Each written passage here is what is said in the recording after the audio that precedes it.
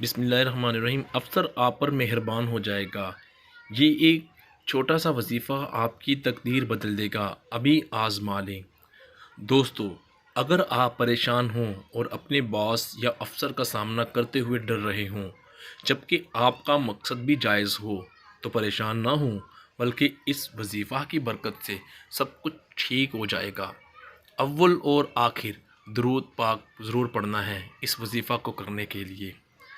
तो दोस्तों, या अजीज़ो 41 बार किसी हाकिम या अफ़सर के पास जायज़ मकसद के लिए जाने से पहले पढ़ लें। इंशाअल्लाह अज़्ज़ा वजल वो हाकिम, बॉस या अफ़सर मेहरबान हो जाएगा और अल्लाह पाक के करम से आपका जायज़ मकसद पूरा हो जाएगा। याद रखें कि आपका मकसद जायज़ होना चाहिए, नाजायज़ मकसद के लिए नहीं पढ़ना इसे।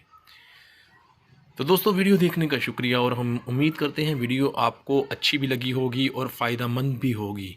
मज़ीद इस तरह की बेहतरीन और आला वीडियोज़ को देखने के लिए ज़रूर सब्सक्राइब कीजिएगा JRY TV को।